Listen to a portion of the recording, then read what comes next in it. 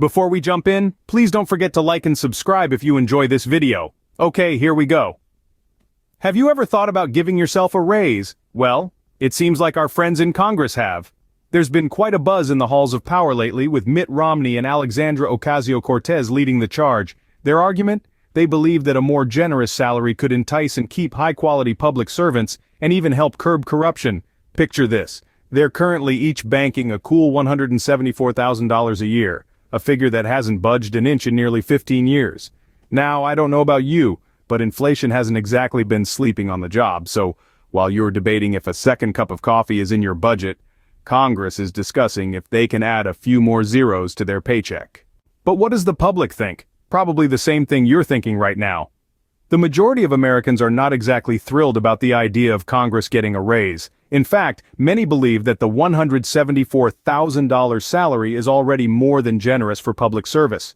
This general opposition becomes even more pronounced when we consider the economic hardships that many are facing.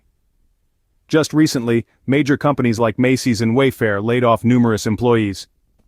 These hardworking individuals are now left with empty pockets and uncertain futures, while Congress debates a pay increase. And it's not just about the money. There's a growing perception that Congress is ineffective, that they're not delivering on the promises they made when they ran for office. When you're struggling to make ends meet, it's hard to sympathize with someone who knew what they were signing up for and now wants more. So, while John Doe is updating his resume, Congress is updating their wish list. Ever had to sleep at your office? Maybe after a late-night project or during a snowstorm? Well, for some members of Congress, it's just another Tuesday. You see, the cost of living in Washington, D.C. is so high that some lawmakers have resorted to using their offices as makeshift bedrooms. For some, it's a gesture of fiscal responsibility, a nod to the taxpayers who foot the bill for their salaries.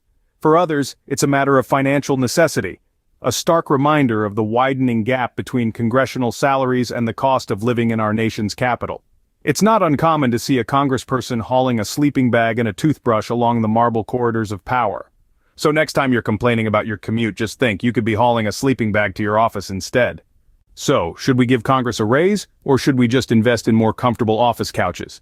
Now, there's a thought. On one hand, we have the argument that a higher salary would attract and retain top-notch public servants and potentially keep corruption at bay. Quite an enticing proposition, isn't it? But on the flip side, some believe the current salary is more than adequate for public service. After all, it's not every job that comes with its own office and a built-in bed. After all, who needs a raise when you've got a perfectly good office floor to sleep on? Good night, Congress. Don't let the budget bugs bite.